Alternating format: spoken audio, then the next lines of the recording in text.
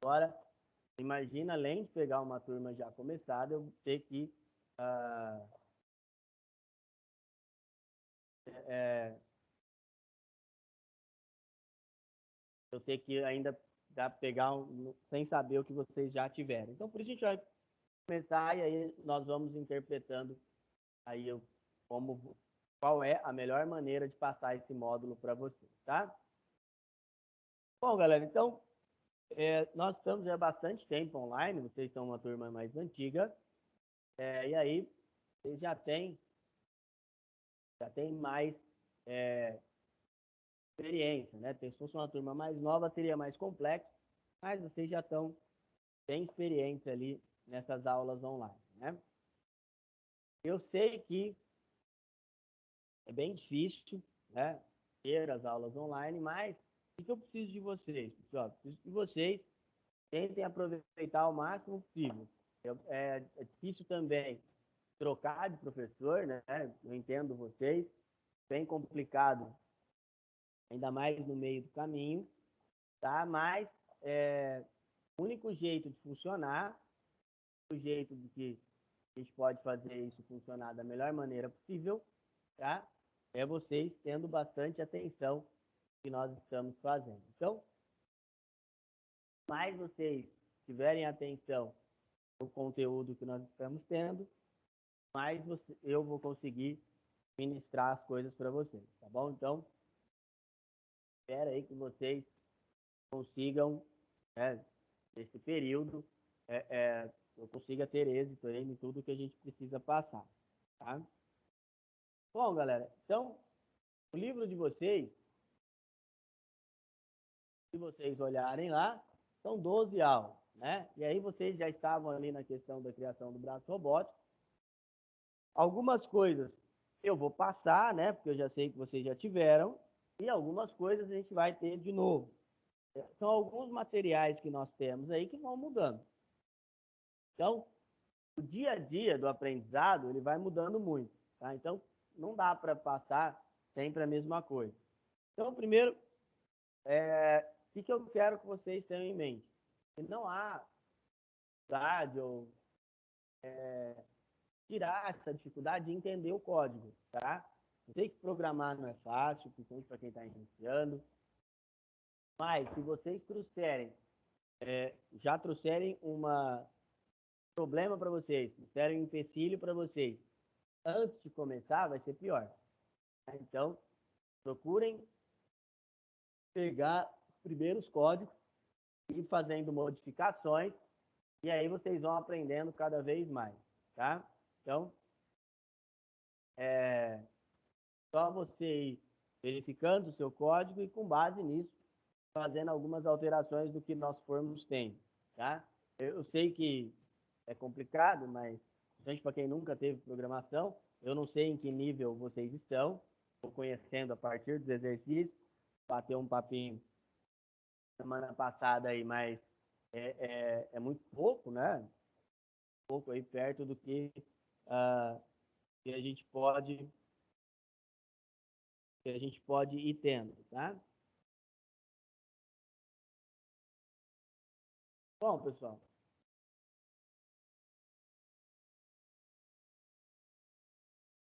continuando aí, primeiro de tudo, o que nós vamos aprender? O livro de vocês aí na página 10, ele começa a falar um pouco sobre o que é o Arduino, né?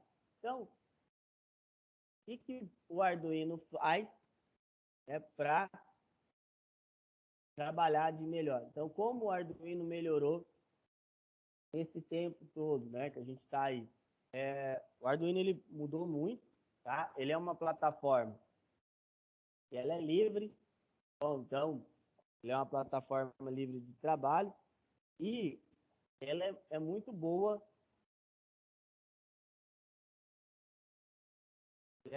para vocês irem aprendendo.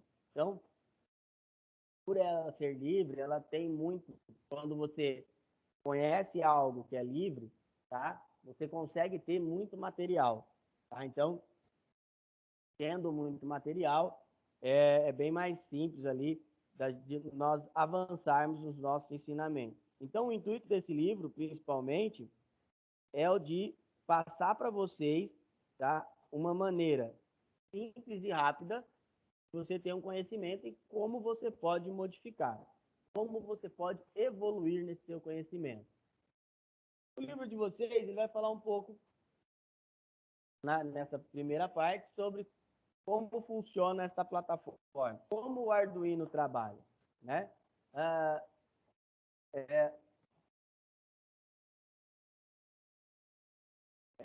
como que a gente pode fazer para conhecer cada vez melhor essa plataforma, tá? Então, o que eu quero de vocês, né? Que cada vez que vocês tiverem uma dificuldade, vocês me procurem para que nós consigamos sanar ela. Então, igual eu falei para vocês, a gente está se conhecendo ainda, tá? Então, nós vamos ter muitas coisas assim que vocês ainda vão ter de dúvida, tá? E conforme for passando o tempo, mais nós vamos melhorando o aprendizado de vocês, tá bom? Bom, e o que quer dizer ser de código aberto, tá? Quer dizer que ele vem da comunidade open source, quer dizer que ele pode ser modificado. Então, a estrutura do Arduino, vocês vão notar, vocês vão verificar que a estrutura do Arduino, apesar dela ter um padrão, tá? Tem uma padronização, ela, por ser de código aberto, vocês vão entender, vocês vão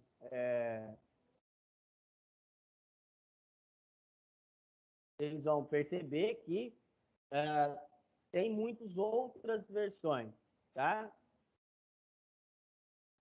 Então, o Arduino, dentro dele mesmo, dentro da própria plataforma, lá vão ter muitas outras versões diferentes, tá? Então, isso se faz graças ao Arduino ser de código aberto. Por ele ser de código aberto, a gente consegue ter cada vez mais versões. Então, uma das dúvidas que às vezes pairam é como baixar o Arduino, né? Então, é muito simples, tem o site do meu navegador aqui, tem o site lá da próprio Arduino, né? www.arduino.cc. E aí, galera, o Arduino ele é um firmware, né? Ele é uma interface que ele faz hardware e software juntos, tá? Então ele trabalha com as duas opções, tá? E aí, por ter essas duas opções, né? A gente consegue ter uma interatividade maior. Então, programas, transferências, ou se o seu Chrome aí não tiver para traduzir, vai estar software download, tá? Você pode escolher a versão para o Windows aqui, e aí vocês vão notar, se nós formos aí, se nós formos aí na opção, e aqui é a opção para contribuir, você pode clicar em apenas baixar, caso você não quer contribuir para o projeto, tá? Quem tiver o Windows 10, vai notar que ele já abre a loja, tá? Ele volta para cá, mas ele abre a loja. Ele vai abrir a loja aqui, e depois que a loja estiver aberta, deixa eu abrir aqui. Você pode clicar em obter, e aí ele vai abrir esse softwarezinho. Quem tiver outra distribuição, não for o 10, for o 8 ou o 7, por exemplo, ele vai baixar um arquivinho, é só você ir dando next, next, next. Bom, então aí você vai instalar. Bom,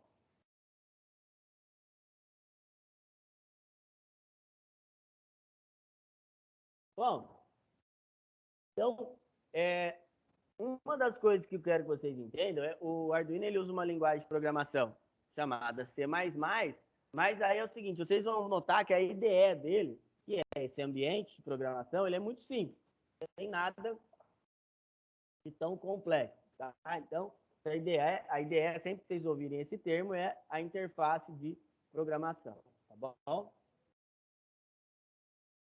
Ali é o nosso site oficial. E como o Arduino surgiu? Ali no livro, na página 11, ele fala para vocês, foram esses 5 programadores, que são italianos, tá?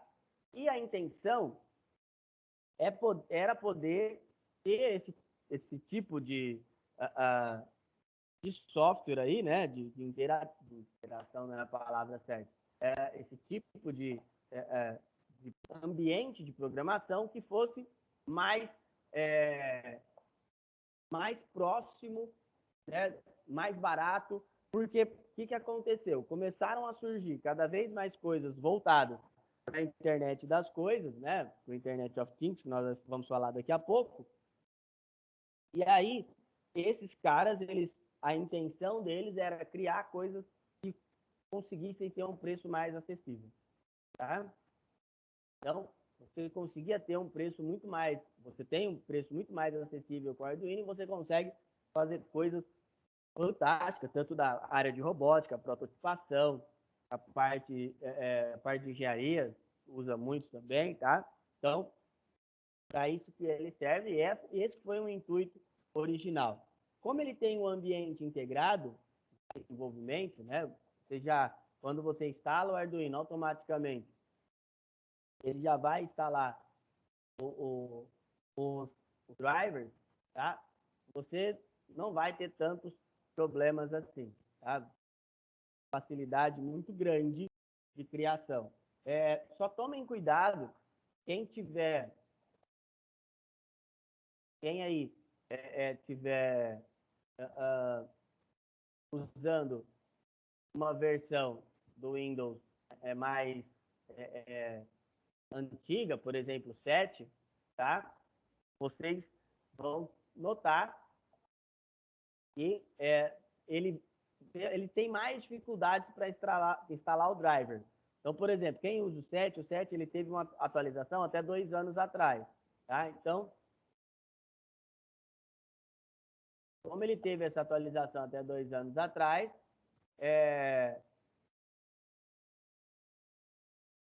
então, assim, ele ainda não tem alguns drivers. Então, o que você tem que fazer? Quando você instalar o 7, se você estiver utilizando o 7, você tem que ir lá no Windows Update, tá? E aí, lá dentro do Windows Update, você vai fazendo até a última instalação, tá? Até o último update. Aí ele vai conseguir fazer o Arduino rodar. Senão ele não roda, tá? Senão ele não vai salvar ali, não vai conseguir iniciar o seu hardware, tá, galera?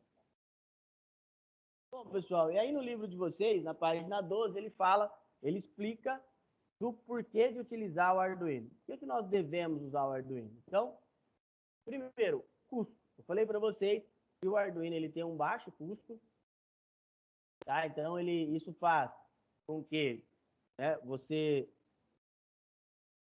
tenha um custo bem menor, tá? De implantação, principalmente. É multiplataforma, então ele roda no Windows, roda no Linux. Ele vai rodar em diversos outros dispositivos, tá bom? O ambiente de programação é bem simples, deu para notar ali pela IDE que eu instalei. Não tem muita frescura, ele tem 2, 3 comandos apenas. É um comando para compilar, tá? E não foge muito do que vocês vão precisar usar. Falei que ele era open source, ele é de código aberto, isso faz com que a comunidade possa melhorá-lo. Tá? Então, o que quer dizer a comunidade poder melhorá-lo?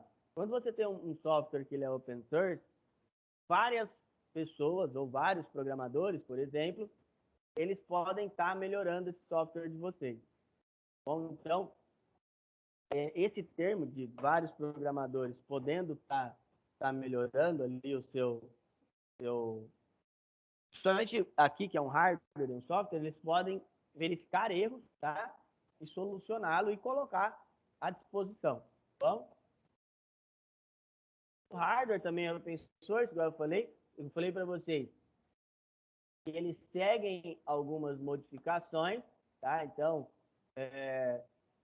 tem aí Tem o hardware que é o oficial, que é o Uno, tá? Tanto que você pode comprar entrar em contato direto com o Arduino lá no site. Você comprar o kit profissional, tem o kit profissional do Arduino, mas você pode simplesmente utilizar esse que nós usamos aí, o Uno básico, ou então algumas outras denominações, tá? Por isso que ele é uma plataforma colaborativa. O que quer dizer isso aí? Ter uma plataforma colaborativa, tá? É você poder, né, ter mais pessoas melhorando esse nosso hardware, tá? Pessoal, vamos para o nosso primeiro exercício do dia, né? Um exercício bem simplesinho. Vou dar 5 minutinhos para vocês fazerem aí. Vai lá, galera.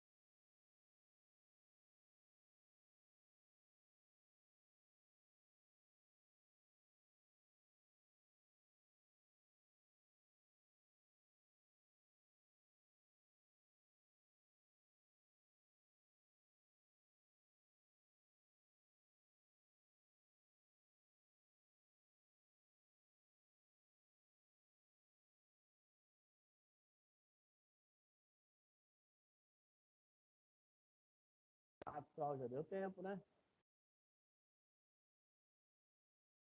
Ah, não vai atrasar a gente.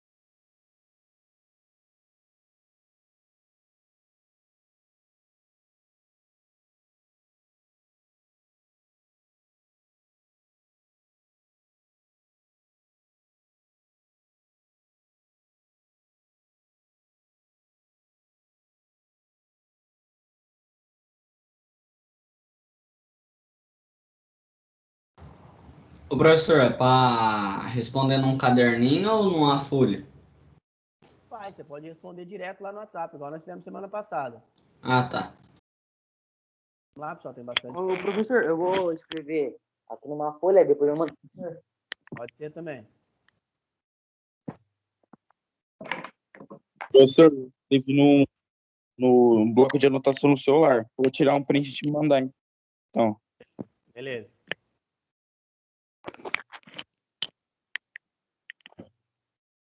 Pessoal, vamos lá, podemos continuar? Então, vamos lá, pessoal. Então, continuando aí. Bom, então, o que vocês precisam entender quando uma informação ela vai ser passada, tá? Quando você pega qualquer informação que seja, né, ela precisa ser processada. Então, desde que a tecnologia começou, tá? A gente sempre utilizou esse meio. O computador, no princípio, né, antes, quando era só considerado computador, essa caixona aí que vocês têm, ele, a princípio, tá, ele fazia esse trabalho ali. Então, qual trabalho o computador vai ter que fazer? Primeiro ele vai receber as informações, ele vai ver que operação ele tem que fazer para te dar uma resposta. Isso dentro da tecnologia, nós chamamos de entrada, processamento e saída. Então, quem vai criar as entradas ou quem vai determinar as entradas é os seus dispositivos de entrada, quem estiver usando um computador, um teclado, um mouse, quem estiver usando um celular, os próprios dedos, né? Aí o seu processador e a sua memória RAM vão fazer o processamento. Na verdade, o processador faz o processamento, a memória RAM vai alocar aquilo lá, tá? E o seu dispositivo de saída, em grande parte das vezes, o seu monitor vai exibir a informação, tá bom? Então, ele que vai exibir lá, seja na sua tela, por exemplo, no caso do seu celular, ou no seu monitor. E uma das coisas que nós mais usamos, tá, são as linguagens de programação, tá? Cada linguagem, existem diversas, centenas de linguagens de programação, e cada uma, pessoal, é voltada para um fim. Como assim cada uma voltada para um fim, né? Cada uma vai fazer uma ação, tá? Cada linguagem de programação conhecida, geralmente, não que ela só faça aquilo, mas cada linguagem de programação ela é voltada ou determinada para executar um tipo de solicitação. Por exemplo, você quer programar uma página para a web, você vai usar o JavaScript. Para o Android, por exemplo, para fazer um joguinho aí para o seu Android, necessariamente a linguagem de programação que você vai ter que usar é o Java. Hoje, não só isso, né? Hoje o Google ele tem uma linguagem de programação também, na verdade, ele adquiriu os direitos de uma linguagem de programação que chama Kotlin. Então, hoje você, para fazer uma aplicação para Android, ou você usa o Java ou você usa o Kotlin do Google, tá? Então, você pode usar qualquer um dos dois, tá bom?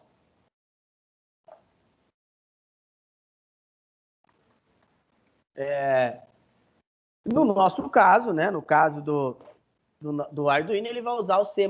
C++ é uma linguagem importantíssima, tá? Por que ela é importante? Porque ela vem do C. O C foi uma das primeiras linguagens lá dos anos 70, dos anos 80, tá? E o C, ele foi muito importante porque ele foi usado muito para escrever sistemas operacionais. Então, por exemplo, os primeiros sistemas operacionais, eles eram inteiros escritos em C. O C, ele é considerado também a primeira linguagem moderna. Então, o C, ele tem isso como base, né, de ser considerado a primeira linguagem a ser moderna, tá? Então, é muito interessante isso que o C trouxe para nós. Toda vez que vocês... Oi, pode falar? Ô, professor, volta lá nas perguntas rapidinho, só para mim terminar de ler a 2, fazendo um favor. Vai lá, rapidão. Oi? Foi, obrigado. Nada. Então, voltando aí. Então, antes de você fazer um programa, você precisa criar um algoritmo. E o que é o algoritmo? Tá? O algoritmo, ela é uma sequência de fatos que você vai utilizando. Então, você vai uma sequência de ações. Então, por exemplo, tem algoritmo para tudo. Gente. Tem algoritmo, por exemplo, para você acender a luz. Né? Você tem uma sequência de passos que você vai fazendo para você acender uma luz, correto? Então, você pode criar um algoritmo para isso, tá? Tudo que envolve lógica de programação, você pode fazer um algoritmo para estruturar, tá bom? E aí, depois que você fez o seu algoritmo, você vai programar, literalmente. E como que funciona um programa? Um programa, ele funciona da seguinte maneira. Você vai ter as declarações. Então, por exemplo, ó, vou mostrar como é que funcionaria lá na IDE do Arduino, tá? Então, você tem a declaração. E aqui na IDE é essa parte aqui, ó, que é o void setup. O que você vai pôr no void setup? No void setup é a instrução que você vai utilizar uma vez só. Tá? E você tem a estrutura. A estrutura do programa é onde ele vai ficar em looping. Então, por exemplo, aqui também, ó, onde tem o void loop, é onde ele vai executando o seu programa até que você termine. Então, até que você termine, ele vai executando. Tá? Vamos supor, igual eu falei para vocês, um algoritmo, ele é uma sequência finita de instruções. Mas isso não quer dizer que o seu programa seja. Você pode criar uma instrução que ela entre em um loop eterno. Isso pode acontecer, tá bom? Então, não é porque você está criando um tipo de programa que ele vai ter fim. Você tem essa opção também. Você pode ter que ele seja executado, por exemplo, até que você desligue o computador, por exemplo, até que você feche o programa de uma outra maneira, e assim por diante, tá? Só explicando o que faz. Esse programa, esse que vocês estão vendo aí na tela, ele foi desenvolvido em Pascal, a linguagem de programação, e Pascal é uma linguagem de programação muito antiga, tá? Bem antiga mesmo, e ela foi desenvolvida principalmente para fins acadêmicos. Na verdade, no princípio, é evidente que não, né? Pascal, no princípio, ele tinha um uso, tá? Aí depois ele partiu para ser usado só em nível acadêmico, tá? Então, por isso que hoje, né, ele não evoluiu, e hoje você só vai ouvir falar disso aí se você for fazer uma faculdade ali, por exemplo, sistemas de informação ou algo voltado à área de desenvolvimento. Se você for fazer algo na área de desenvolvimento, aí sim, pode ser que você tenha, porque ele é bem próximo, né, da lógica mesmo, ele é bem baixo nível, então, às vezes você pode aprender isso aí. E o que quer dizer essa estrutura? Então, aqui, ó, aqui em cima, ele está falando que ele vai ler 2 números inteiros, ó, ele está declarando as variáveis, var N1, N2, e uma variável real. Tá? Lembrando, números inteiros são números sem vírgula, e real são números com vírgula. Lê os 2 números, ele vai começar o programa, ele vai entrar na estrutura do programa. Aí ele vai ler, ó, read line, quer dizer, leia número 1, leia número 2, o usuário vai digitar esses números, e aí ele tem que fazer uma verificação. Se o programa ele quer mostrar o resultado de um número pelo outro, ele tem que fazer uma verificação antes. Ele tem que verificar se o número, segundo principalmente, não é zero. Por quê? Porque não existe divisão por zero. Então ele vai ler ali, ó, se, if quer dizer se número 2 igual a zero, escreva impossível dividir. Se não for zero, ele volta para o laço. Ele volta para o laço e ele calcula o resultado, é igual a N1 sobre N2, escreve o resultado, acabou, aí ele fecha o programa. Ele vai te exibir no monitor e vai fechar o programa. Beleza, pessoal? Bom, vamos para o nosso segundo exercício aí, por favor. Vai lá, galerinha, rapidão.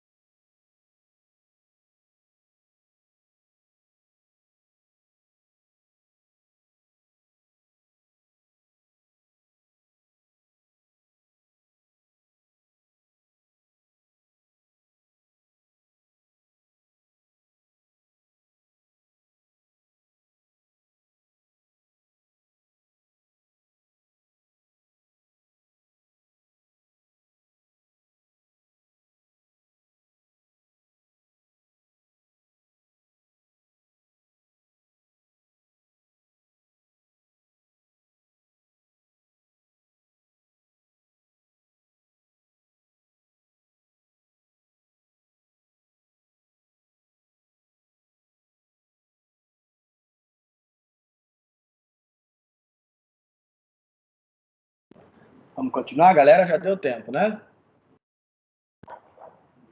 Então vamos lá. Existem diversos algoritmos que vocês poderiam descrever aí, tá? A importância de você saber descrever um bom algoritmo, principalmente no começo. Às vezes as pessoas... Eu tinha uma professora de lógica de programação na época da faculdade, e ela falava um negócio que é verdade. Quando nós estamos começando a programar, principalmente, começando a aprender, a gente vai deixando muito de lado a questão de aprender lógica, né? E principalmente de criar novos algoritmos, né? E assim por diante. Então, quando você estuda e cria algoritmos bons, automaticamente, lá na frente, você vai também fazer bons programas.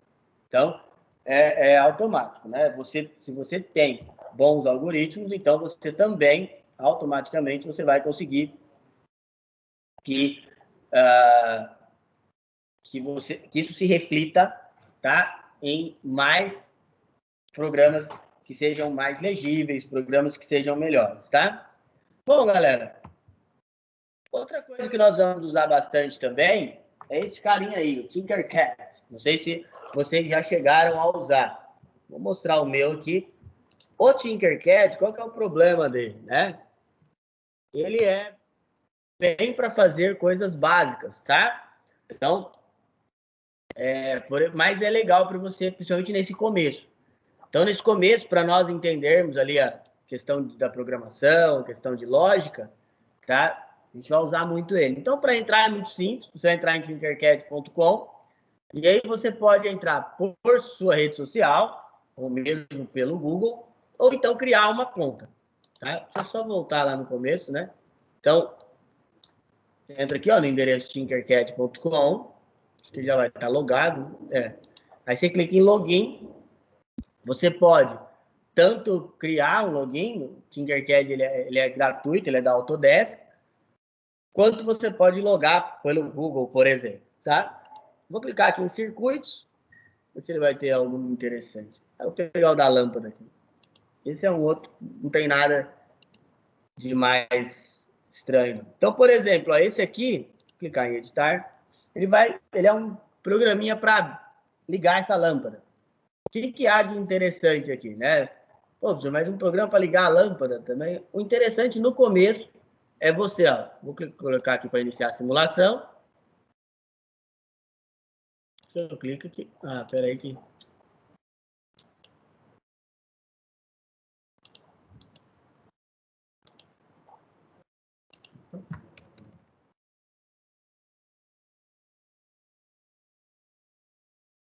Pronto. Então, clica aqui, ó. Ele apaga, clica aqui, ele acende, tá? Então, o que é de mais interessante? O que de mais interessante, pessoal, é você olhar os códigos, tá? Então, eu sei que muitas vezes ele não vai ser capaz de fazer projetos grandes, né?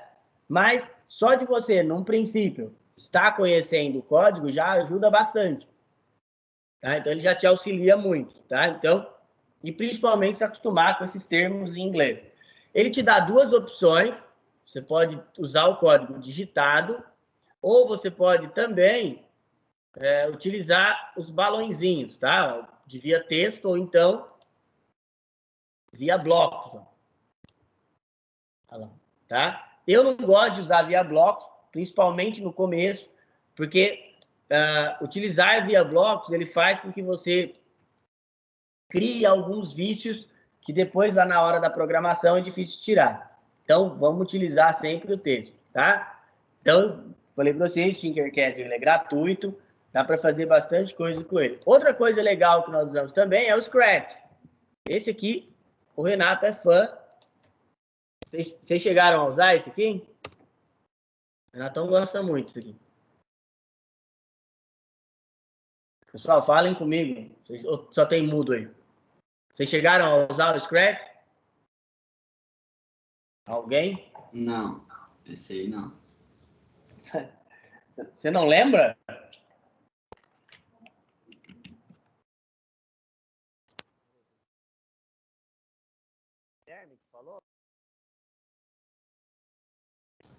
Professor, não tô te ouvindo.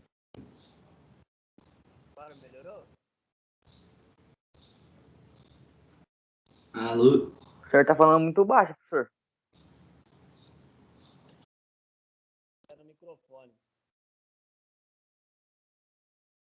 Melhorou agora, pessoal? Não. Não.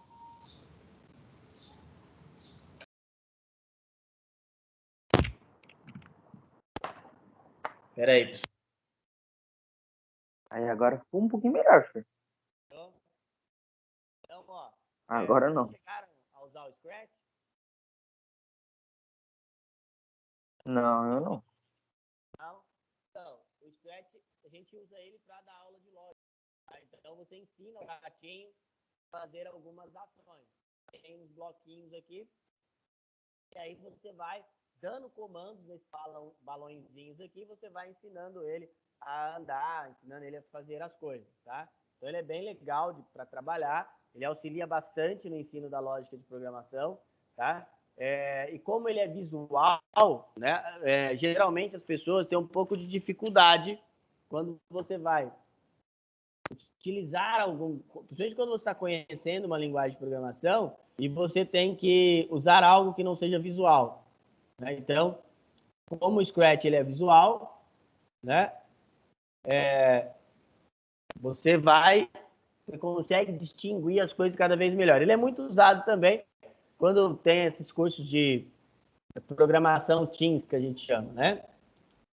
Bom, pessoal, e aí na página 12 e 13 do livro de vocês, ele está falando que o Arduino ele é um hardware de nível de entrada. Todas as vezes que vocês escutarem o termo entrada em qualquer coisa que for, é que quer dizer que é o mais básico que existe. Por exemplo, vou comprar um computador de entrada. São configurações mais simples. Vou comprar um celular de entrada. São configurações mais simples. E o Arduino é a mesma coisa. Se você pegar a plaquinha do Arduino Uno, que é o menor que existe, ou dos seus similares ali, você vai notar que não vai dar para fazer um projeto gigantesco. Então, eu quero fazer um projeto de automação comercial. Eu consigo fazer com o Arduino? Consegue, mas não com este hardware, tá? Se você utilizar um hardware diferente, aí você vai conseguir, tá, pessoal? Esses que estão aparecendo alguns exemplos de outras versões do Arduino. Ele tem várias, né? Então, você vai notar que ele tem bastante ali, tá? São vários modelos, aí na página 14 tem alguns também, e cada um é voltado para um fim. Hoje, o que mais é vendido é essas Proto, que estão bem no final ali, as Shields, né? Porque ela vem aberta e você vai inserindo as conexões que você vai utilizar. Então, você vai escolhendo as conexões. Aí, assim, você consegue colocar o tanto que você deseja. Tá? Por exemplo, eu quero colocar 15 portas. Eu posso usar? Pode. Tá? Você vai soldando lá e colocando as 15 portas. Não, vou usar só duas. Você solda só duas e assim por diante. Tá bom? Bom, e aí na página 15 do livro de vocês, ele vai falar sobre o IoT, a internet das coisas. E para que serve isso, pessoal? A que se destina o IoT? A internet das coisas, ela é voltada, né, para que a gente possa programar as coisas para a nossa vida e para o nosso trabalho, para facilitar, né? É toda e qualquer interação que você vai fazer que vai facilitar o seu dia a dia. Onde nós vamos usar isso aí? Geralmente, em automação residencial. Por que melhorou tanto? Primeira coisa que trouxe isso é a banda larga, a internet mais rápida, né? A própria evolução da internet, de nós termos a internet na nossa mão de uma velocidade alta. Outra coisa, a diminuição dos custos, tanto o custo de tecnologia quanto o custo de conexão. Hoje, apesar da nossa conexão aqui ainda ser cara, a conexão pelo mundo ela é muito barata, tá? Tem lugares aí que é até gratuito, tá? Então, o objetivo da internet das coisas é conectar os nossos dispositivos do dia a dia, seja ele se conectar seu celular na cafeteira ou até um carro. Por exemplo, nós vemos lá, aqui não tem, né? Mas lá nos Estados Unidos tem muito estudo. O carro da Tesla, por exemplo, a Tesla, ela tá indo forte. E lá o Uber, ele tem planejado já não ter motorista nos seus carros, né? Em alguns, é lógico. Então, isso faz com que o nível de cidades inteligentes cresça cada vez mais. Hoje nós temos algumas cidades que são bem inteligentes, por exemplo, Hong Kong, ela é prova disso aí, né? Hong Kong é uma cidade que ela é totalmente conectada, tá? Xangai também, Pequim, né? Que são cidades que a tecnologia é muito grande. Outra coisa é trazer uma melhor eficiência. Qual que é o problema disso aí? O problema é a segurança, pessoal. Você pega países onde o nível dos protocolos são mais rígidos, por exemplo, igual na China, lá onde bloqueia o governo, tem um controle muito rígido das coisas, a segurança é maior. Agora, se pega um país igual o nosso aqui, que é mais complicado, né? O nível de usuário fica muito aberto. Então, é bem complicado para implantar algumas coisas dessas. E o exemplo que nós podemos usar, tem um exemplo aí que teve no cinema. Quem assistiu Velozes e Furiosos, acho que se eu não me engano, 6, tinha lá o Olho de Deus, né? Que conseguia reconhecer, por reconhecimento facial, conseguia reconhecer as pessoas. Isso é um exemplo. Às vezes as pessoas acham que isso está longe. Não está não, tá, pessoal? Lá na China tem um software de reconhecimento facial que ele reconhece as pessoas e ele reconhece o registro ali da pessoa, RG, CPF, essas coisas. E se a pessoa tiver algum problema com a justiça, ela é presa na hora. Aliás, eu tenho um amigo na China e ele me contou um negócio que é muito interessante. Por causa agora da pandemia, algumas pessoas não podem sair, né? E aí, vamos supor que você tem febre e você sai na rua. Se um desses totens te pegar, você é preso na hora. Lá é meio complicado o negócio, tá? Então, lá é bem rígido a coisa. Num lugar desse, aí dá até certo, tá? Mas aqui ainda, o brasileiro, ele não é muito levado a isso não, tá? Bom, e aí outras coisas que também evoluíram muito são os modelos vestíveis. O que quer dizer isso aí, pessoal? São, por exemplo, a coluna vertebral. Eu não sei se vocês já viram, tem um projeto de coluna vertebral, para quem perdeu os movimentos das pernas, que hoje é fantástico. Tem um que já está à venda, está ali à venda, né? Mas ele é muito grande. Até na Olimpíada do Brasil, na Paralimpíada, o cara que acendeu a pira, ele levanta, mas é um esqueleto gigante, não dá para fazer nada. Agora tem um outro que está em estudo, que ele é bem menor, tem um chip que implanta no cérebro.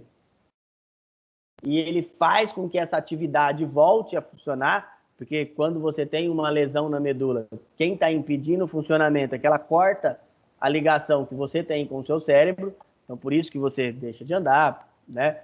Por isso que você perde os movimentos. Então, hoje já tem um estudo gigante para, em breve, eu creio, colocar um chip no seu cérebro e você poder se movimentar, quem perdeu os movimentos, poder readquiri-los de uma maneira mais natural. Hoje a pessoa até consegue, em alguma instância, voltar a andar, né? Mas é muito mais complexo, né? Tem um que veio até, já está vendendo comercialmente, até que esses dias teve uma propaganda com o Messi, fazendo ela, que é para enxergar. Então ela coloca, vem um chip dentro do seu cérebro, e você coloca um óculos especial, a pessoa volta a enxergar. É bem bacana isso aí. É lógico, ainda vai demorar um pouco para a gente conseguir ter isso em larga escala, mas já é uma novidade grande, né? Pessoal, tá tranquilo por enquanto? Espero que sim. Bom, vamos para o nosso terceiro e penúltimo exercício aí. Vai lá, galera.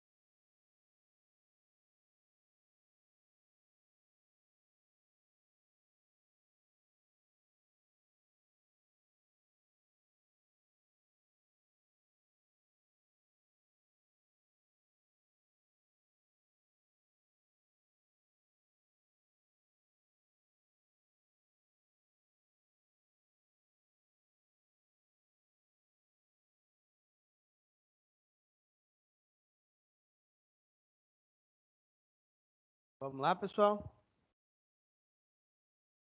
Bom, só alguém tem alguma pergunta?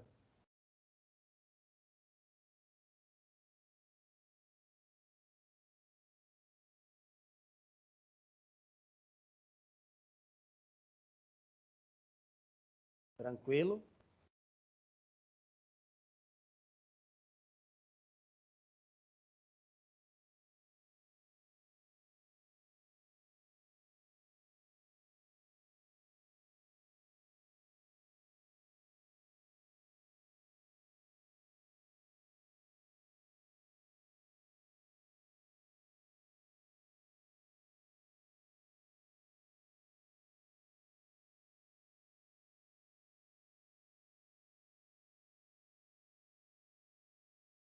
Ó, vamos para o último, então.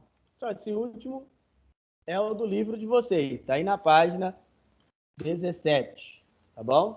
Vai lá, temos meia hora, dá tempo sossegado para já fazer já. Vai lá, galera.